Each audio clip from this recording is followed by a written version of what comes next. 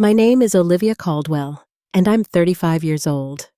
The question I'm about to ask isn't hypothetical. It's the jagged piece of glass I've been turning over in my hand for 5 years.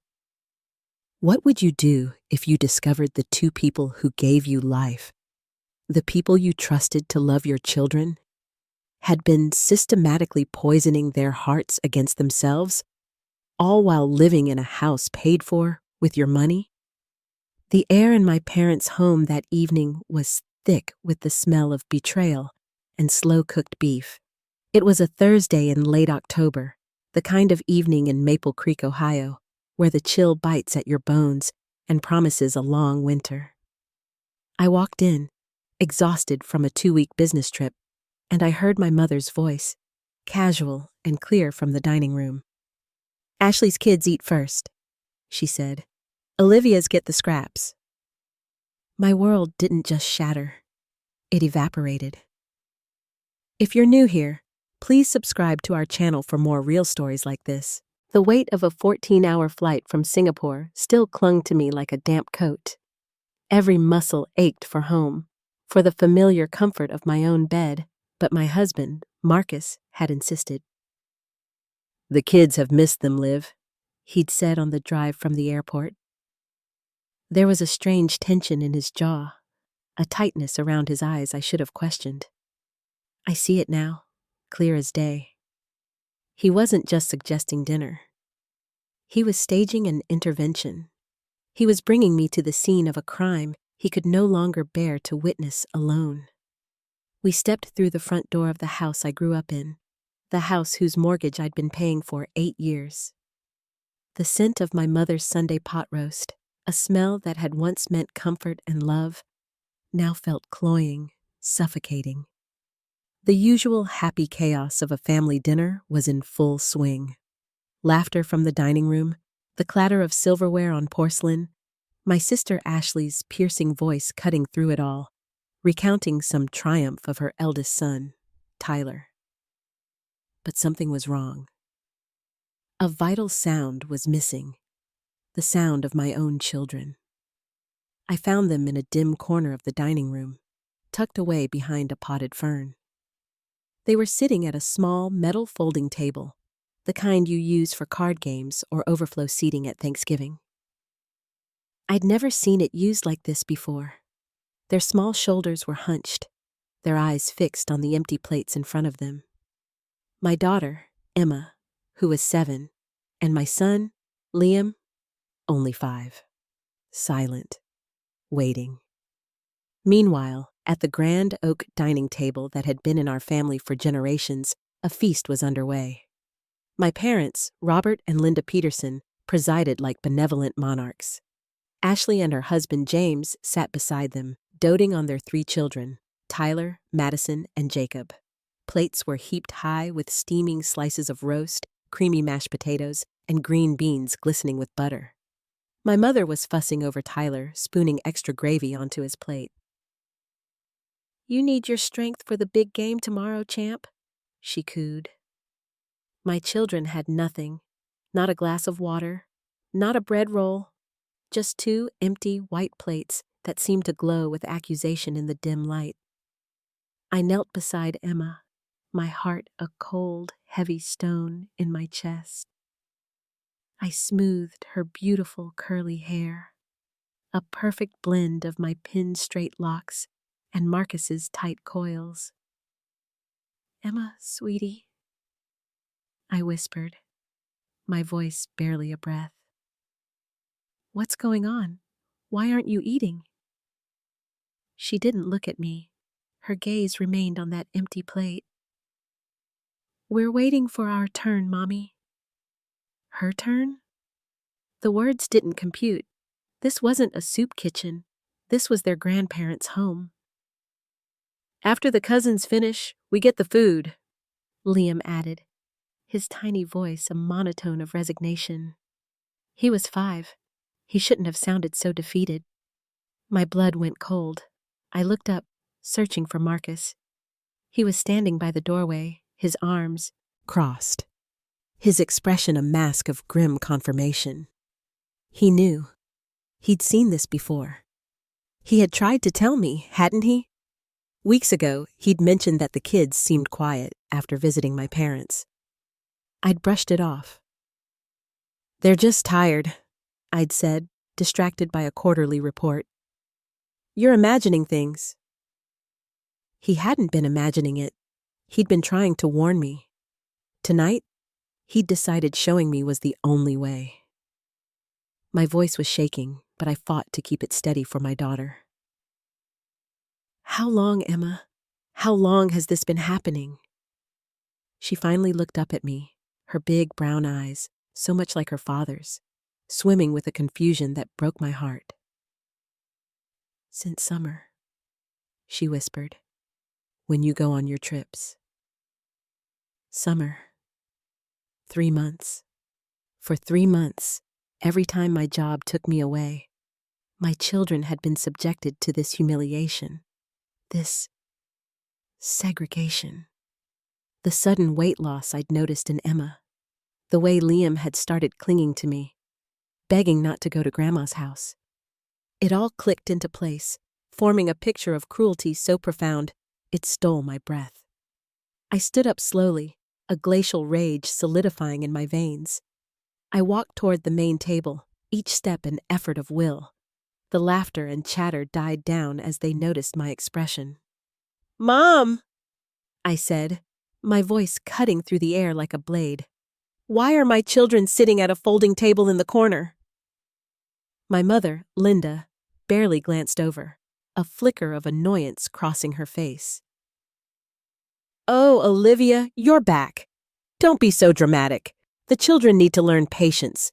We have a system now." "A system." The word tasted like ash. Ashley turned in her chair, a smug little smile playing on her lips. Her perfectly highlighted blonde hair seemed to mock me. "It's just for organization, Liv. My kids have extracurriculars, soccer, dance, tutoring. They need to eat first to stay on schedule." "And mine?" I asked, my voice dangerously quiet. "There's always plenty left over," my father, Robert, said dismissively, not even bothering to look up from carving another piece of meat. Leftovers. They were feeding my children leftovers. They were making them wait, hungry, while their cousins feasted. I watched as Tyler, Ashley's 12-year-old, pushed away a plate still half full of food. Food that would have been scraped onto my children's plates as a second-hand meal. Something inside me, some foundational belief in the goodness of my own family, fractured. It broke clean in two, and I knew with absolute certainty that it could never be repaired. "Emma, Liam," I called, holding out my hands. "Come here." They scrambled up from the little table of shame, their faces alight with pure, unadulterated relief. They ran to me, pressing themselves against my legs as if seeking sanctuary. "Olivia, honestly, you're making a scene," my mother sighed, dabbing her mouth with a napkin. "Children today are far too coddled." "Coddled?" I repeated, the word a raw wound. "They are 7 and 5 years old, Mom. They're hungry." Ashley let out a short, sharp laugh. "Oh, please, Liv, stop babying them. It's a good lesson. Some families are just different. They need to understand the hierarchy." Hierarchy? The word hung in the air, ugly and venomous. "What hierarchy, Ashley?" I asked, though I already knew the answer. I'd been willfully ignoring it for years. The subtle comments, the backhanded compliments, the way they always referred to Marcus as so well-spoken. "You know what I mean," she said, waving a dismissive hand, the diamonds on her wedding ring flashing. "My kids are in advanced programs. They're on track for gifted academies. They're legacy. Yours are, well, they're yours." The unspoken truth was a physical presence in the room. I looked down at my beautiful children. Emma, with her brilliant mind and her father's warm brown skin. Liam, with his infectious giggle and a head of gorgeous curls that defied gravity. And I finally understood. I understood the corner table, the empty plates, the word hierarchy. Because they're mixed, I said, the words falling like stones into the sudden silence. That's what this is about, isn't it? The room froze. My father put down his carving knife with a sharp clink. My mother's fork hovered halfway to her mouth. Ashley's smug smile faltered. No one said that, my father snapped, his voice too quick, too defensive. You didn't have to, I shot back, pulling my children even closer. My hands were trembling, but my voice was pure steel. Making them wait for scraps says it all. You're teaching them their second class. Maybe they should get used to it, Ashley sneered, her mask of civility finally slipping away completely. Her blue eyes were cold, hard chips of ice. Some children are just born to take what's left. That's just the reality of the world, Olivia. My father nodded, a grim, approving motion. They need to know their place, he said, his voice rumbling with an authority I had once respected and now despised. Better they learn it here, from family, than out there from strangers. Their place. The words echoed in the cavern of my chest. My children. The children of Marcus Jones, a senior software engineer at Microsoft, a man who graduated summa cum laude from MIT. My children, who were bright and kind and full of a light that these people were trying to extinguish. They needed to know their place was in a dark corner, waiting for leftovers, because their skin was a few shades darker than their cousins. I didn't scream. I didn't cry. A strange, terrifying calm settled over me. In that moment, I wasn't their daughter or their sister. I was a mother protecting her young. I looked at each of them. My mother, with her feigned ignorance. My father, with his proud bigotry. My sister, with her venomous jealousy. And I made a decision that would detonate the foundations of our entire family. Then Ashley, emboldened by my silence, stood up and delivered the final, fatal blow. You want to know the truth, Liv? Her voice rose, shrill and triumphant. Your kids were born to take what's left. Mixed children don't belong at the main table. They never have, and they never will. The words were physical. I felt them land, one by one, like punches to my gut. Emma buried her face in my side, and her small body started to tremble. Liam gripped my hand so tightly his knuckles turned white. Ashley, my mother hissed, but the rebuke wasn't for the sentiment, it was for the sin of saying the quiet part out loud. What? We're all thinking it. Ashley was on a roll now, feeding on the drama. Look at them. They don't look like us. They're not like us.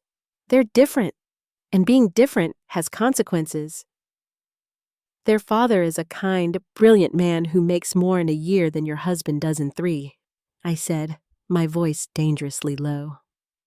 Money doesn't change blood, Olivia, my father stated, as if delivering a sermon.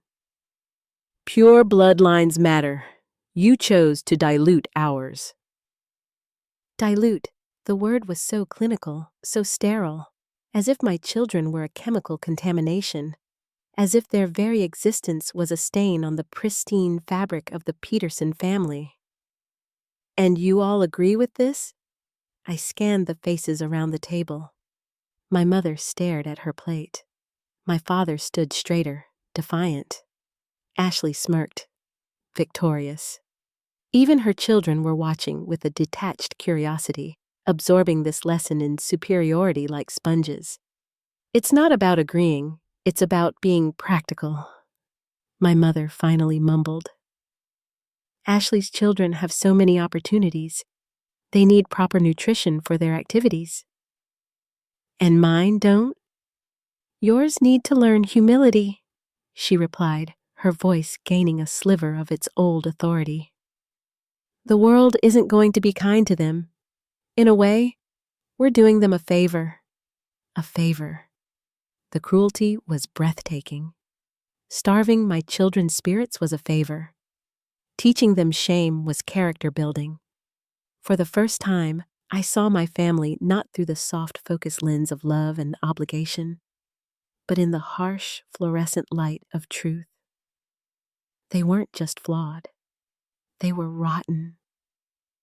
I looked down at Emma and Liam, their innocent faces streaked with silent tears. Then I looked at Marcus, still by the door. His jaw was clenched so tight I could see the muscle jumping. Our eyes met across the room, and in his, I saw the same cold, hard decision that had already formed in my own heart. As I stood there, a different kind of realization crashed over me. It wasn't just about the emotional cost. It was about the financial one. The monthly bank transfers, the automatic bill payments, the invisible financial safety net I had woven around this family for nearly a decade. "That's a very interesting perspective," I said softly, the calm in my voice unnerving them more than any shout could have. "Especially coming from people living in a house I pay for." The silence that fell over the dining room was absolute. You could have heard a pin drop on the plush oriental rug, the rug I'd bought them for their anniversary 2 years ago. What's that supposed to mean?" Ashley stammered, her bravado finally cracking. I kept my voice light, almost conversational, as if discussing the weather. "The mortgage on this house, $3,500 a month. It's been on auto draft from my account for the last 8 years, ever since Dad's consulting business went under." My mother's face went chalky. My father's jaw tightened. "The family health insurance plan that covers all of you?" I continued, ticking items off on a mental list. "That's through my company's executive package. I pay the premiums for everyone. Ashley, remember when you needed that $50,000 loan last year for the down payment on your SUV and to pay off your credit cards? Still waiting on that first payment." "That's different," she sputtered. "That was family helping family." "Is it? Tyler's tuition at the St. James Academy. I pay that. $18,000 a semester. Madison's competitive dance team fees. Jacob's travel hockey league. All me. Mom's new insulin pump that insurance wouldn't fully cover. I handled that too." I pulled out my phone, my fingers moving deftly across the screen of my banking app. "Let's see. For 8 years, we'll average it out to about $7,000 a month in direct and indirect support. That's 64 payments, a grand total of $672,000. And that's not counting the big one-time emergencies, like Dad's new roof or your loan, Ashley." "You offered," my father blustered, his face turning a blotchy red. "I did," I agreed. "I did because I thought we were family, because I thought the love in this house was unconditional. I thought I was investing in people who loved my children as much as I do." I looked down at Emma and Liam, who were still clinging to me. "But apparently, my money is good enough for this family. My black husband's money, filtered through me, is good enough. But my children, my beautiful biracial children, are not." Ashley's face was a mask of fury and panic. You can't just—" "Can't what?" I interrupted, locking my phone and sliding it back into my pocket. "Stop paying for the privilege of having my children psychologically abused? Watch me." The panic that flashed across their faces was almost satisfying. But the satisfaction was fleeting, replaced by a deep, hollow ache. This wasn't a victory. It was a tragedy. I didn't need to say another word. There was nothing left to say. The lines had been drawn, not in sand, but in concrete. I bent down, scooped Liam into my arms, and took Emma's hand. "Olivia, you sit down right now," my father commanded, trying to reclaim his throne as patriarch. "We are not done discussing this." I kept walking toward the door where Marcus was waiting. "You're being ridiculous!" Ashley shrieked, following me. "You're so sensitive. It was just a seating arrangement." I didn't turn around.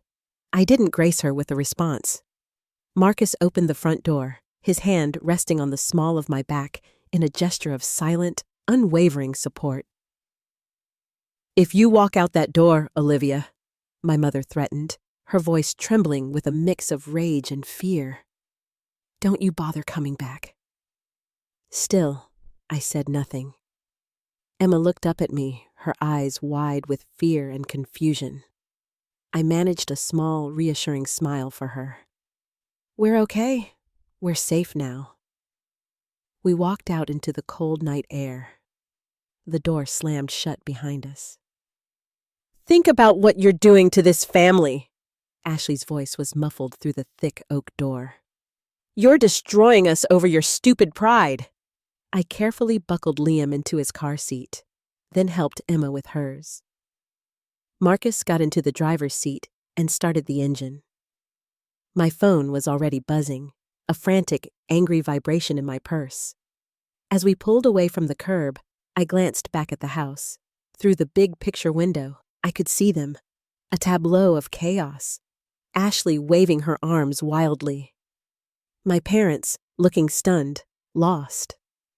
Their perfect world, built on my generosity and their own hypocrisy, was crumbling around them.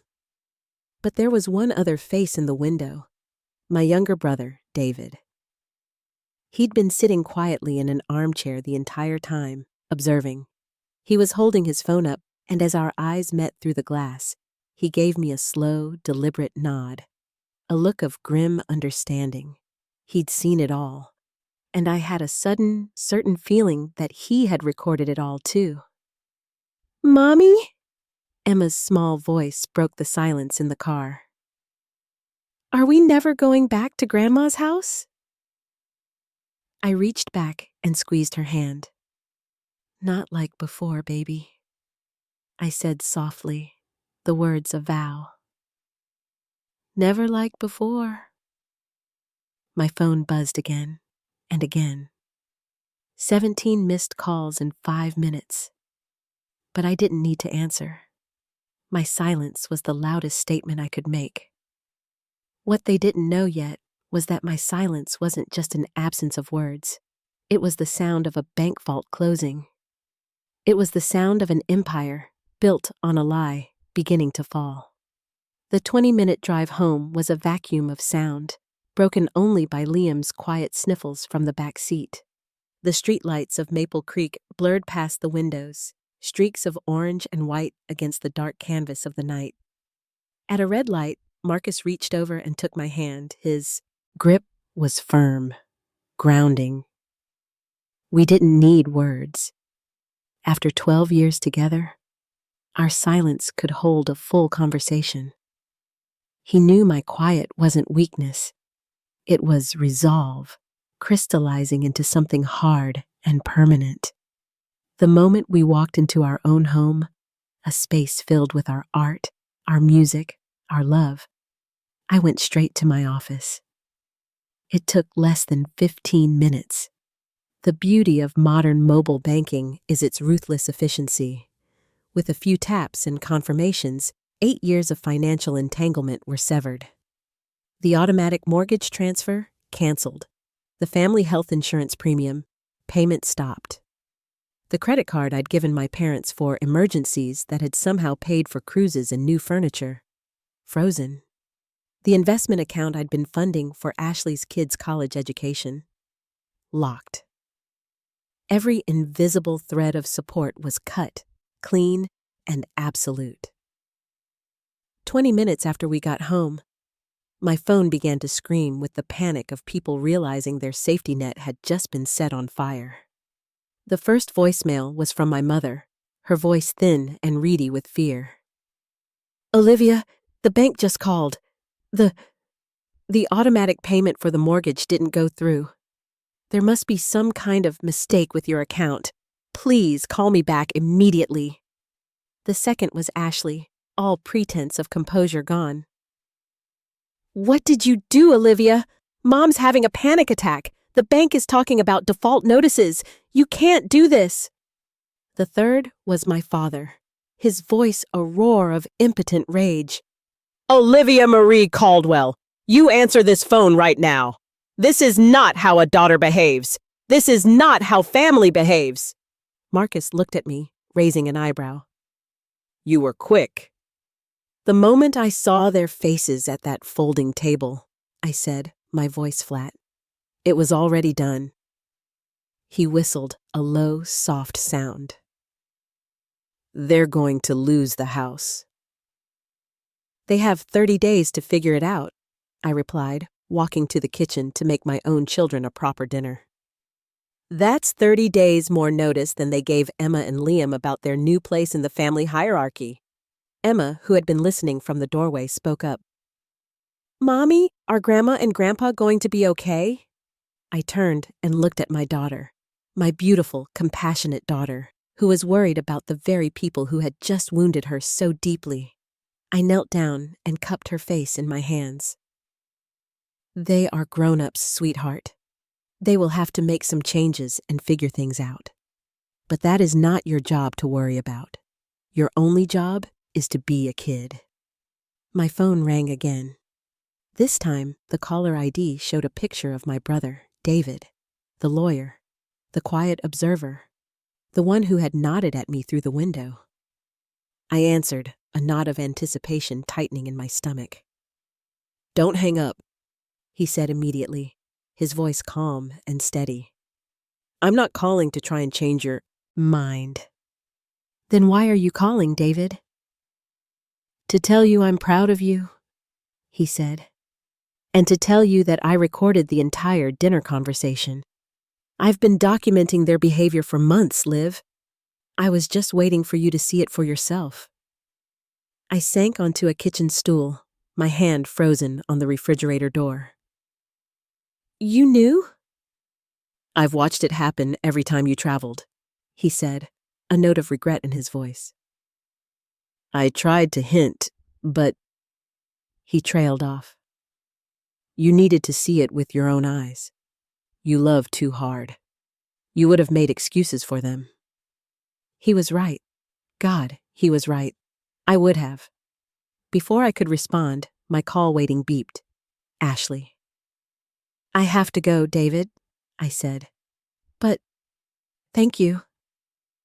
I switched the call, putting it on speaker so Marcus could hear the coming storm. How dare you! Ashley shrieked, her voice distorted with rage. Mom thinks she's having a heart attack. The bank says they'll start foreclosure proceedings if next month's payment is missed. That sounds stressful, I said calmly, pulling out eggs and cheese from the fridge. Stressful? You're destroying our lives over one little dinner. I laughed, a sharp, bitter sound that held no humor. One dinner? Ashley, you told my children they were born to take leftovers because of their race.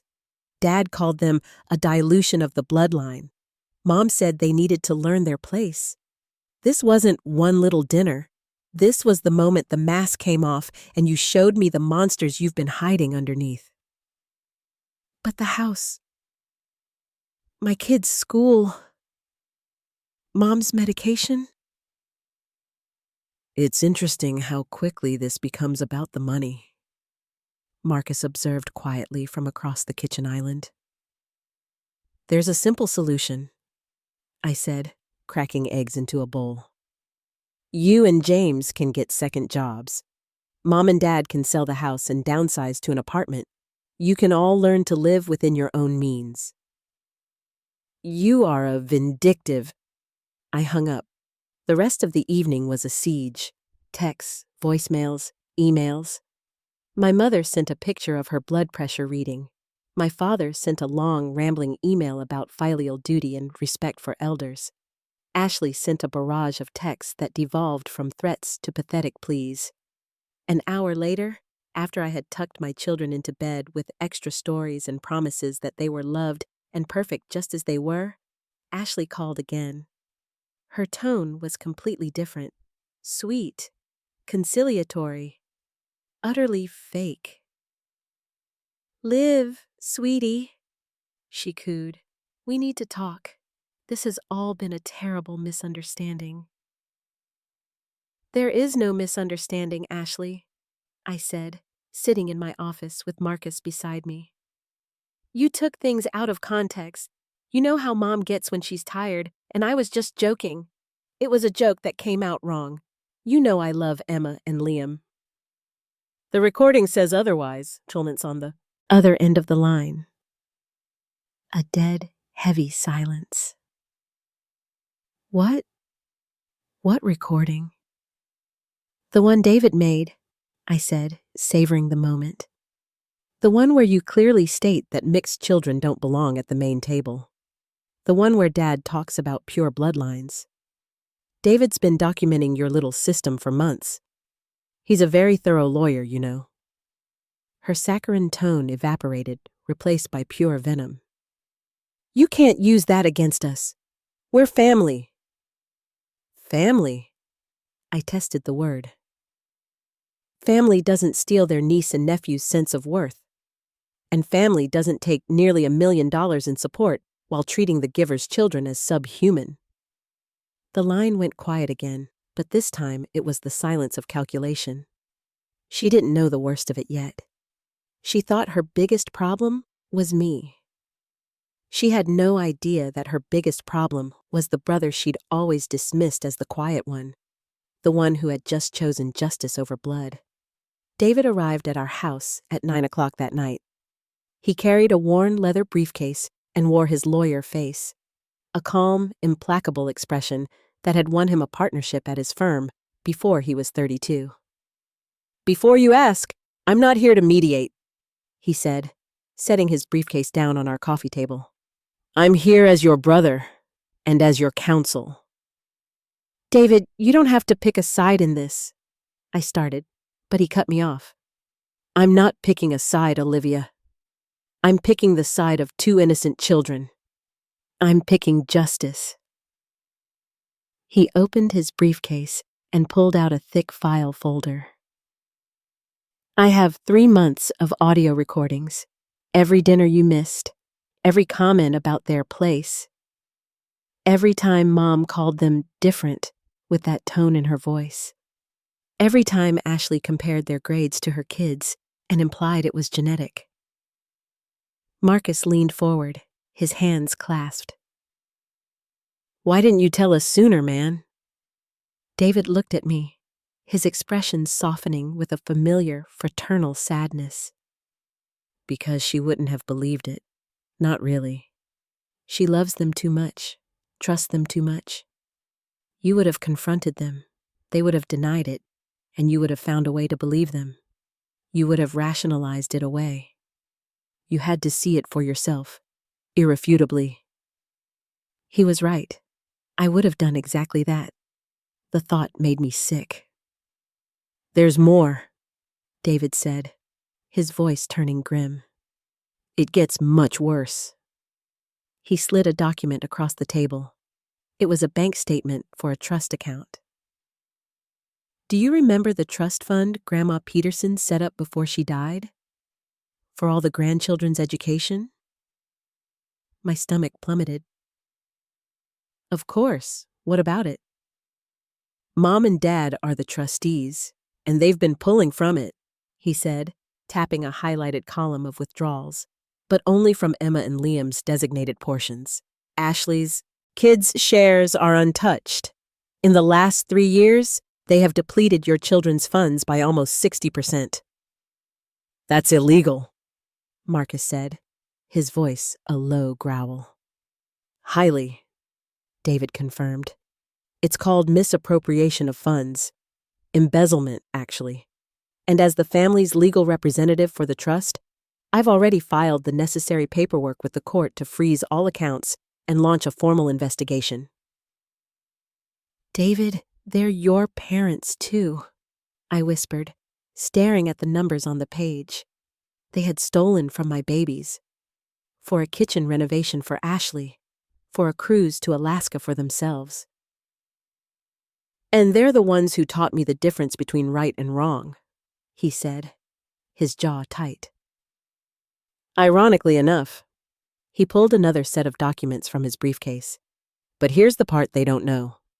The part that changes everything. Grandma was smarter than any of us gave her credit for. She saw something, years ago. She put a clause in the trust. He turned the page.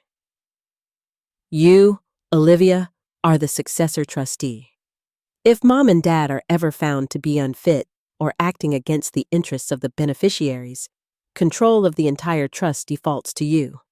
Grandma changed it the year before she died. She must have seen the way the wind was blowing. I stared at the legal jargon, at my own name printed in black and white. They don't know this? They're about to find out. Tomorrow morning, at 9 a.m. sharp, a legal courier will be delivering this to their front door. He spread the documents out. As successor trustee, you have complete discretion over all distributions. And Olivia, the house? It's not in their name. It's owned by the trust. Grandma set it up that way for tax purposes decades ago. The air left my lungs. So I could evict them? Technically, yes, David said. More importantly, you now control everything.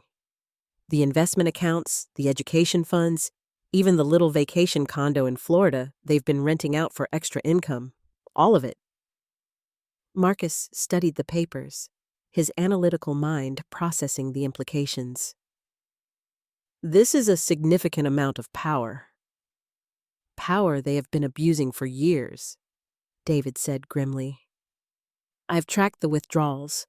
$127,000, stolen directly from Emma and Liam's future. They stole from my babies to fund the lifestyles of the children they deemed superior. The sheer, calculated cruelty of it was staggering.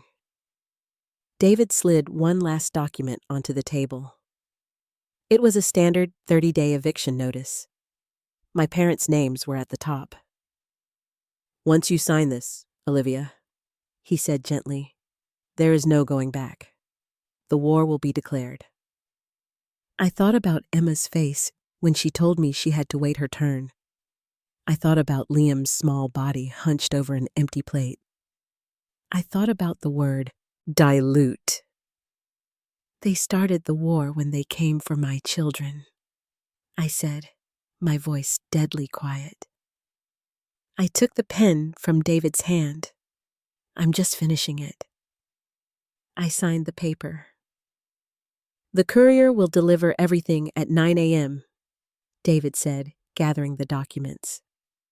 Be prepared for the blowback. The next morning, after a restless night, Marcus and I sat our children down.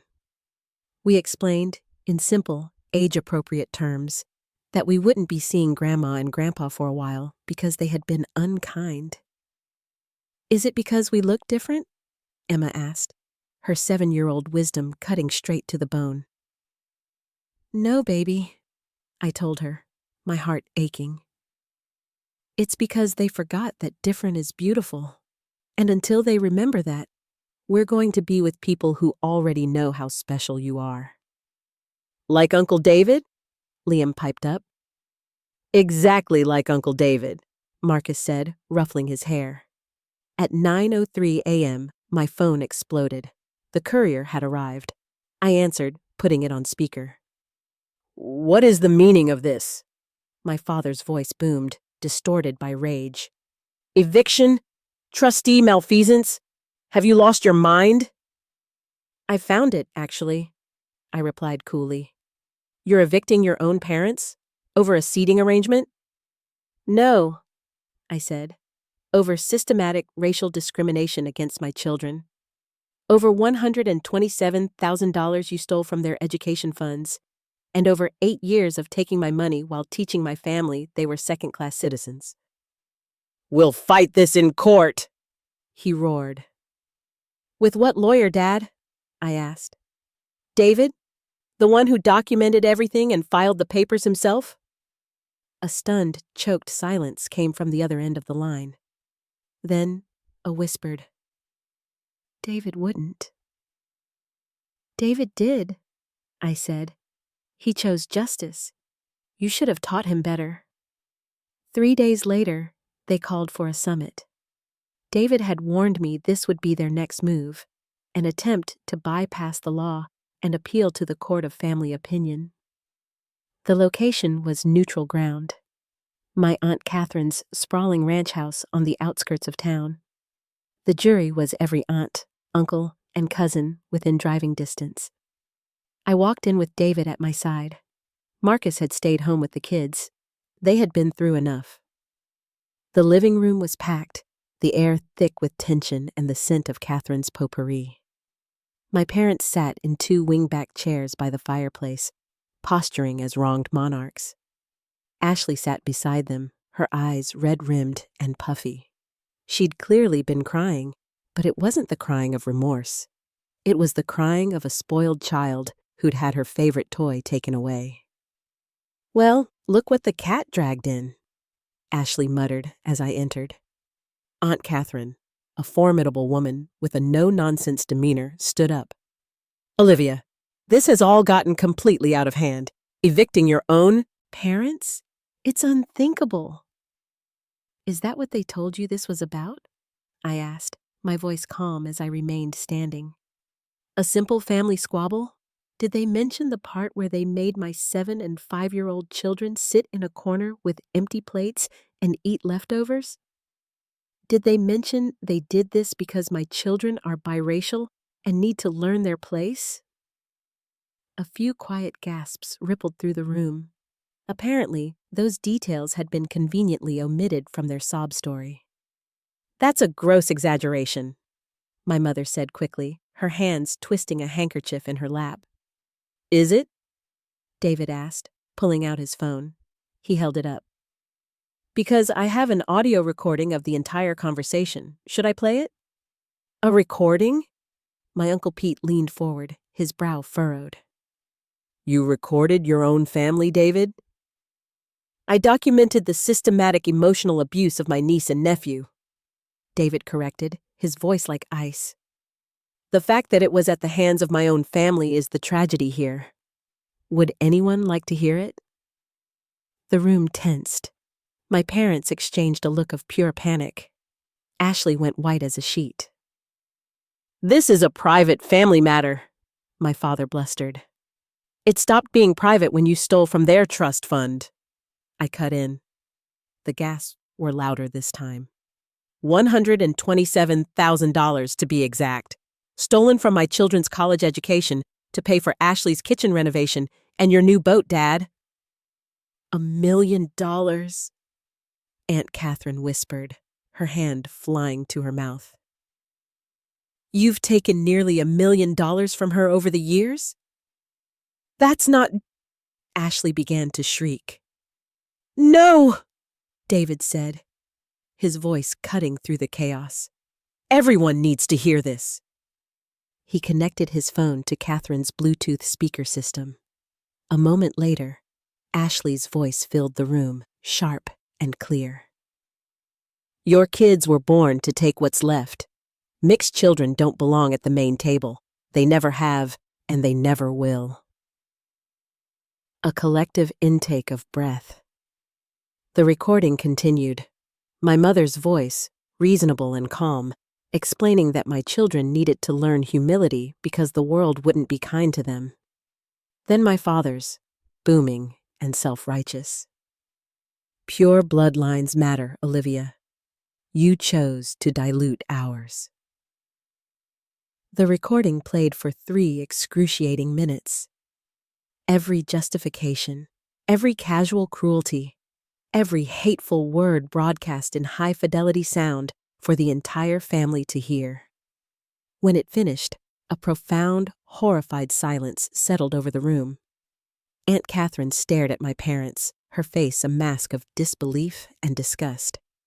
Uncle Pete stood up, shook his head, and walked straight out the back door. My cousin Marie, who had 2 adopted children from Ethiopia, started to openly weep. "Turn it off," my mother whispered, her face buried in her hands. "There's more," David said coldly. "I have 3 months' worth. Would you like to hear the one where you call Emma and Liam unfortunate mistakes? Or the one where Ashley says they'll never amount to anything because of their tainted genetics? Enough! My father roared, slamming his fist on the arm of his chair. You're right, I said, my voice shaking with a fury I could no longer contain. It is enough. Enough of my money funding your bigotry. Enough of my children being traumatized by the people who are supposed to love them unconditionally. Enough of pretending this is a family. Linda? Robert? Is this true? Aunt Catherine's voice was barely a whisper. You said those things about those babies? It was taken out of context. My mother stammered weakly. What context? My cousin Marie sobbed. Makes that acceptable? What context makes it okay to hate children for the color of their skin? The room visibly divided. Aunts, uncles, and cousins began to physically move, shifting their chairs, creating a space around my parents and Ashley, leaving them isolated in the center of the room. The social death was happening in real time, and it was brutal to watch. The mortgage payment is due in 2 weeks, my mother said desperately, her appeal shifting from emotion to finance. We'll be homeless. You have equity in the house, I stated calmly. Sell it, downsize. That's what normal people do. Tyler will have to leave St. James, Ashley pleaded, looking around the room for an ally and finding none. He'll lose all his opportunities. Public school is fine, David noted dryly. Millions of successful people are products of it. But my medication, my mother tried. Medicaid and your Social Security will cover most of it. You'll have to learn to budget. As if on cue, Ashley's phone rang. She answered it, her face crumbling as she listened. It's the school, she whispered, her eyes wide with horror. They said if next semester's tuition isn't paid in full by Monday, Tyler can't return after the Christmas break. That's $18,000, Olivia. Please. Last year, I paid it without blinking, I said. But last year, I didn't know you were teaching your son that his cousins were inferior while you cashed my checks. Please, my father begged, his authoritarian facade finally cracking to reveal the terrified old man beneath. We're sorry. We made a mistake. It wasn't a mistake, I said, cutting him off. It was a belief system. You just never, ever expected there would be consequences. Aunt Catherine stood up, her decision made. I think we've all heard enough. Robert, Linda, Ashley, you should be profoundly ashamed of yourselves. Those babies never did anything but love you. She then turned to me. And Olivia? She said, her voice thick with emotion. Your Uncle Pete and I. If you or those children ever need anything at all, you call us. That's what real family does. One by one, they left. My family. Walking away from the poison, leaving the source of it sitting alone in the wreckage. In the weeks that followed, the consequences cascaded through their lives like a series of falling dominoes, each one knocking over the next.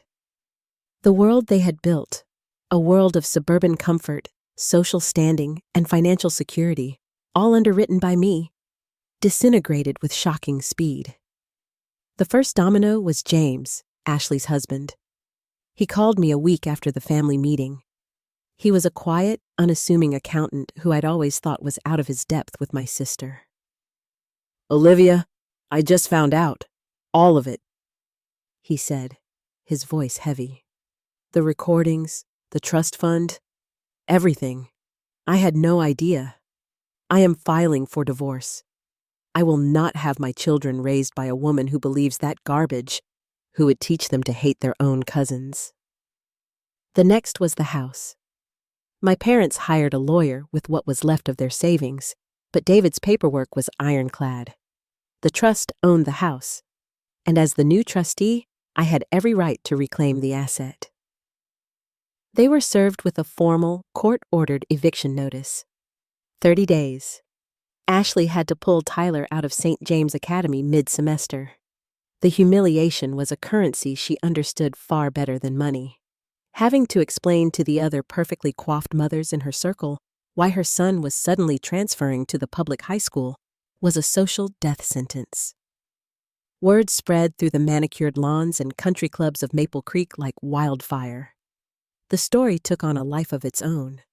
Someone, I always suspected it was a furious Uncle Pete, leaked David's recording to the town's private Facebook group. The Petersons, once respected members of the community, became pariahs. People would whisper and point at them in the grocery store. My father, who prided himself on his business connections, found that old colleagues suddenly wouldn't return his calls. No one wanted to be associated with racists, especially racists who stole from their own grandchildren. 3 months after that terrible night, my mother, at 60 years old and having not worked in 2 decades, applied for a job as a cashier at Target. She didn't get it. Ashley, armed with a liberal arts degree from 20 years ago, got a job at an Amazon fulfillment center. She lasted 2 weeks before quitting, complaining to anyone who would listen that she wasn't raised for manual labor. But the most potent consequence came from an unexpected source. David called me one afternoon, a strange note in his voice. "You're not going to believe this," he said. "Remember Tyler's English class? The one you were paying for him to get extra tutoring in?" "Vaguely." His final essay for the semester was a personal narrative. The topic was a moment that changed my perspective. He wrote about the night you walked out. He wrote, in detail, about what his mother and grandparents said about Emma and Liam. He wrote that he used to believe them, but seeing the fallout made him realize that hate makes you ugly and poor. I was speechless. His teacher, David continued, a young, progressive woman, was so alarmed by the essay's contents, the talk of bloodlines and children being less than, that she was mandated to file a report with Child Protective Services. A caseworker paid Ashley a visit last week. The universe, it seemed, had its own ledger, and it was balancing the books. The poison they had tried to pour into my children had seeped back under their own door, contaminating their own lives in ways they could never have predicted. Justice wasn't just the loss of money. It was the exposure of their character to the world and to their own children. While their world imploded, ours began to heal. The first step was creating a fortress of safety and love around Emma and Liam. We put them into therapy with a wonderful child psychologist, Dr. Martinez, who specialized in racial identity and family trauma. She gave them the language to articulate their hurt and the tools to process it. They're learning that other people's limitations are not their burden to carry, she told Marcus and me after a few months.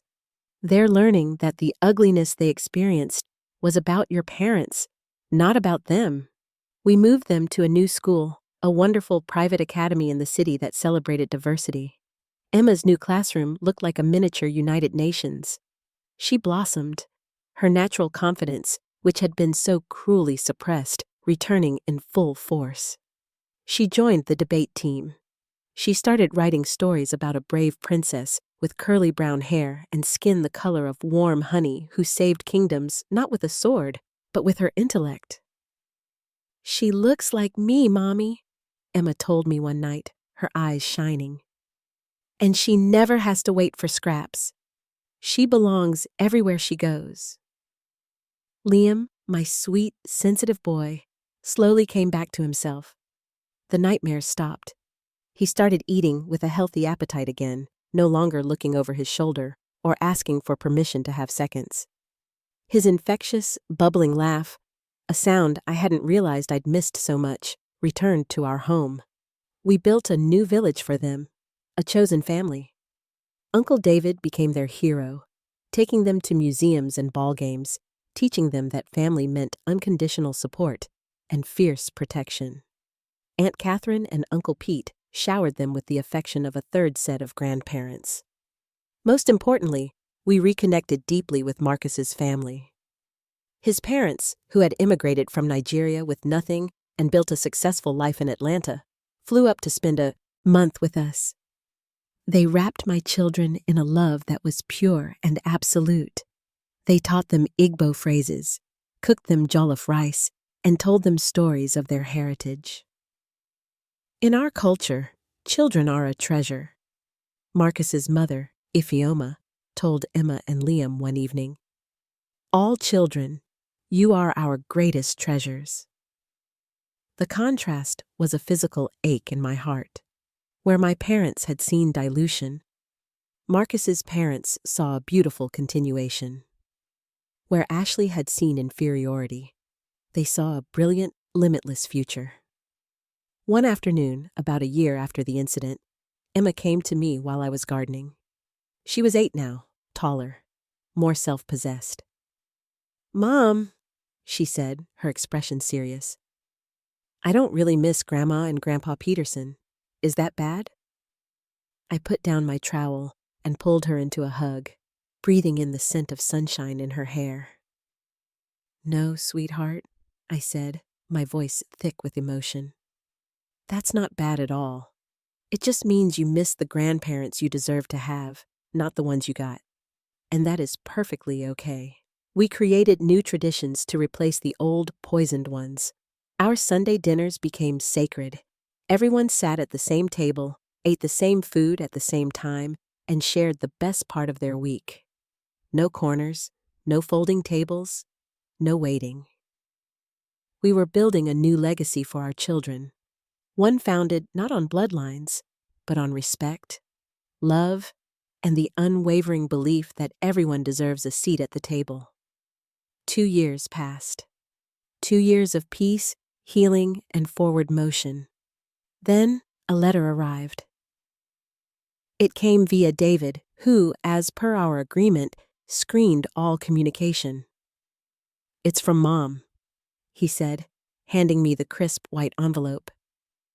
"It's different." I took it with trepidation. Her handwriting was shaky, smaller than I remembered. It was addressed only to me. I opened it, my heart pounding a slow, heavy rhythm. It was 3 pages long. She didn't make excuses. She didn't ask for pity. For the first time, she used the word racism. She acknowledged the deep, profound hurt she and my father had inflicted. She admitted they had targeted my children out of a toxic cocktail of jealousy, ignorance, and a misplaced sense of pride. "I see them everywhere now," she wrote. "In every mixed-race child at the grocery store, in every biracial family I see at the park. And every time, my heart breaks for what we threw away. We had these 2 beautiful, brilliant grandchildren, and we traded them for an ugly belief that makes no sense to me anymore." She described her new life. The cramped 1-bedroom apartment she shared with my father, the humiliation of using food stamps, the profound loneliness. "Your father still refuses to admit he was wrong," she wrote, "and Ashley is consumed by bitterness.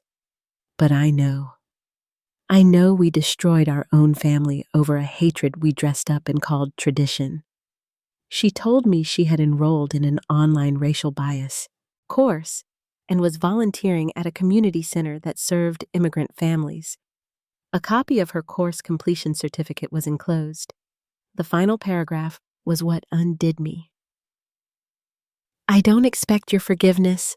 I know I haven't earned it, and I probably never will. And I don't deserve to see the children. But if you ever find it in your heart, please just tell Emma and Liam that their grandmother was wrong. So terribly, horribly wrong. They were never less than. They were always, always more than we deserved. I sat with the letter for days. I let Marcus read it. He simply nodded and said, "The decision is yours, Liv. Whatever you choose, I'm with you." Finally, I wrote back, a single sentence on a plain note card. "I will tell them when they are old enough to understand. If you have truly changed, you will understand why that time is not now." She never wrote to me again, but David confirmed she kept up the volunteer work. It wasn't a happy ending for her, not in the traditional sense, but it was a beginning. It was the first step on a long, lonely road toward accountability. And for me, it was a tiny, quiet release of a pain I hadn't realized I was still carrying. It wasn't forgiveness, but it was closure. 5 years. It's been 5 years since that cold October night. Emma is 12 now, a confident, brilliant force of nature who just won the state-level debate championship. Liam is 10, a kind and funny boy with a huge heart, known at his school for being the kid who always makes sure no one sits alone at lunch. They know the story now, in age-appropriate pieces. They understand why we don't see their other grandparents. They know that my love for them was a promise of protection, and that I kept that promise, even when it was the hardest thing I've ever had to do. "I'm glad you protected us, Mom," Emma told me recently out of the blue. "Some kids I know have to just sit there and pretend it's okay when their relatives say racist things. I'm glad we don't have to." The nearly $1 million I would have spent enabling my family's bigotry has instead grown into a formidable college fund for my own children. They will graduate from any university they choose, debt-free, their futures secured not by a tainted inheritance, but by a mother's fierce, corrective love. My mother passed away last year from cancer. I didn't attend the funeral, but I sent flowers. The card read, "May you find the peace you couldn't give." My father now lives in a state-funded nursing home.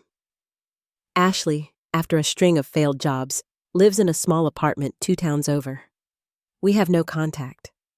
They are ghosts from a life that no longer belongs to me. Last night, we had our Sunday dinner. Marcus was grilling salmon, a new tradition we started. The table was filled with laughter. Emma was passionately explaining the logical fallacies in a recent political speech, while Liam was acting out a hilarious story about his day at school.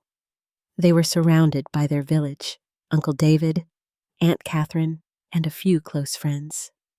I watched my children, my beautiful, thriving children. They take up space. They use their voices. They move through the world with an innate sense of their own worth, something that no one can ever take from them again. Liam caught me looking at him and grinned. "Mom, why did they think we weren't as special just because of how we look?" He'd asked me once, a few months ago, and I had given him the only answer I knew. "Because, sweetheart, some people's hearts are too small to see all the different kinds of beauty in the world, but that is their loss, not our burden." And that is the truth we live by. We are not defined by the family that tried to break us, but by the one we built in its place, a family where everyone has a seat at the head of the table.